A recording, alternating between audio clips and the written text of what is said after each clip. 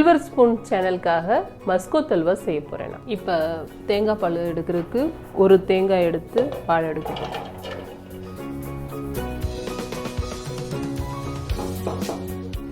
மூணு பாலாக எடுத்துக்கணும். இதில்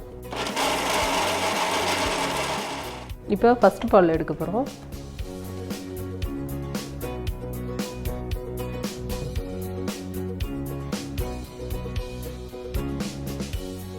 இறுக்கி புளிக்கும் போது தான் இந்த பால் வந்து அதிகமாக ஃபஸ்ட் பால் வந்து குளக்குலன்னு இருக்கும்.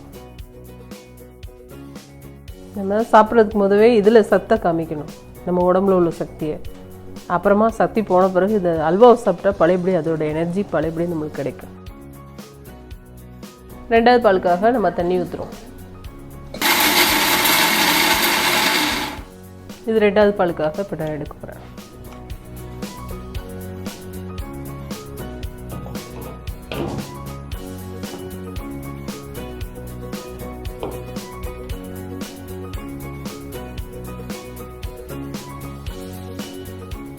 இப்போ மூணாவது பாலுக்கு நம்ம வந்து தண்ணி ஊற்றி மட்டும் இந்த ஜார்லாம் அதில் ஒட்டினதெல்லாம் நம்ம எடுத்து இதில் ஊற்றி பழையபடி நம்ம மூணாவது பாலுக்கு அரைக்காமலே இதை கழுவி விட்டு அதில் கொஞ்சோண்டு பால் இருந்துச்சுன்னா கூட நம்ம அதெல்லாம் இந்த மாதிரி எடுத்துடலாம்.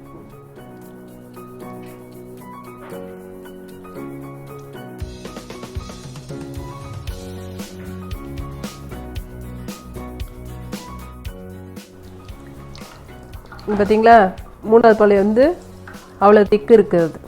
அதுக்கு லைட்டு அந்த கலர் மட்டும்தான் தெரியும்.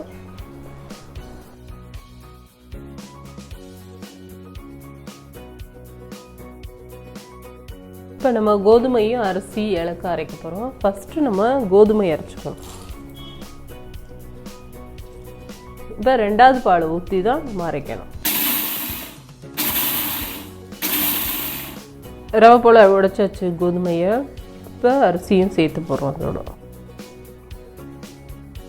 வாசனைக்கு 2 ஏலக்காய் போடுறோம். ரெண்டாவது பால் ஊற்றி தான் நம்ம அரைக்கணும்.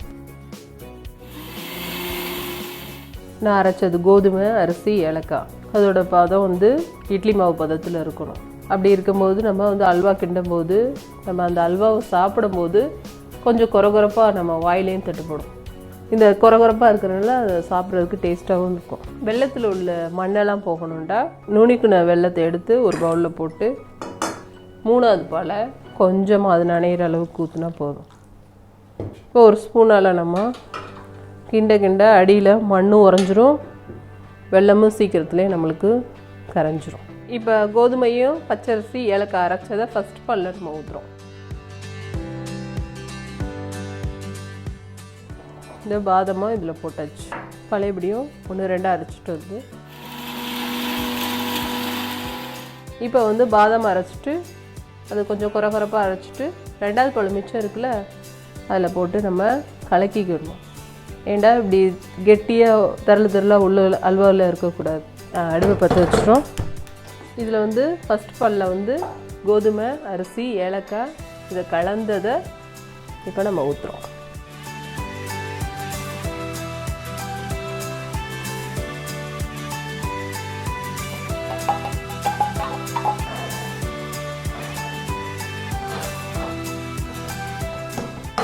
தேங்காய் பாலில் நம்ம அல்வா கிண்டுறதுனால அதிகம் ஆயில் நம்மளுக்கு தேவையில்லை.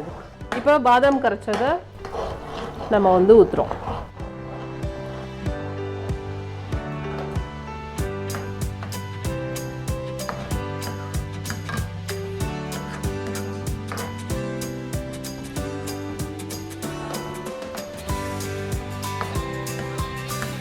இப்போ வெள்ளைப்பாகையும் இதில் ஊற்றுறோம்.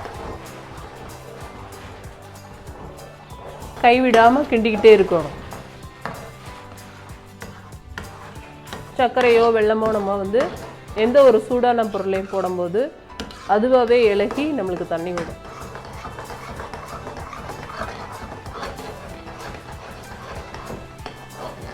அது பச பதத்தில் வரணும். பச பதத்தில் வரும்போது நம்ம ரெடியாக நம்ம வந்து நெய் முந்திரியெல்லாம் கிட்டே வச்சுருந்தோம்னா அதை தாளித்து விட்ருக்கோம்.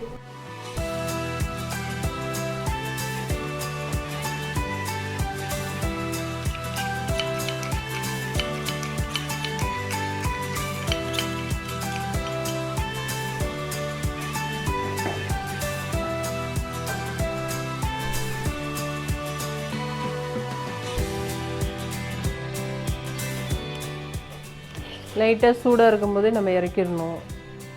அதிகமாக அதில் வறுக்க வறுக்க கரைஞ்சிடும் முந்திரி. முந்திரி போடுறேன்.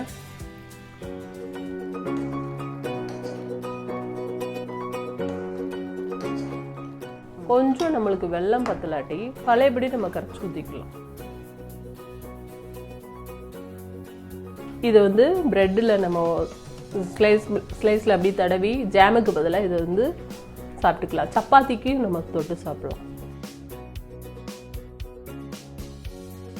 கைவிடாமல் கிண்டிக்கிட்டே இருக்கணும்.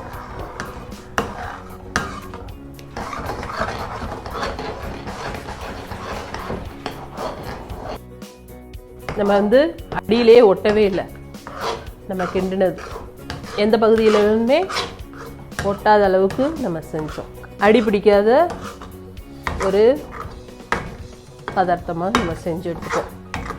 பிள்ளைங்க இப்போ இட்லி தோசைக்கு வந்து இனிப்பு தான் ஒவ்வொரு பிள்ளைங்க வந்து இட்லி தோசைக்கெலாம் சாப்பிடுவாங்க. அவங்களுக்கு கூட இது நம்ம கொடுக்கலாம்.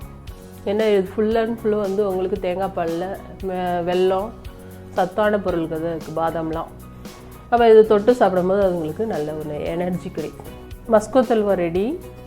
இது வந்து எங்கள் ஊர்லலாம் அதாவது ராமநாதபுரம், மதுரை, தூத்துக்குடி, கன்னியாகுமரி, நாகர்கோயில், நமுதாலை, தொண்டி இந்த சைட்லாம் இதை வந்து லொதல் சொல்லுவாங்க. இதே போல் நீங்களும் வீட்டில் செஞ்சு பாருங்கள். சில்வர் ஸ்பூன் சேனலில் வந்து சப்ஸ்கிரைப் பண்ணுங்கள். மஸ்கோத் அல்வாவுக்கு தேவையான பொருட்கள்: முழு தேங்காய் 1 உடைச்சது, கோதுமை 50 கிராம் ஊற வச்சது, பச்சரிசி 50 கிராம் ஊற வச்சது, 2 ஏலக்காய் மட்டும், பாதாம் 50 கிராம் ஊற வச்சு உரிச்சது, வெல்லம் 1/4 கிலோ, நெய் 50 கிராம், முந்திரி 50 கிராம்,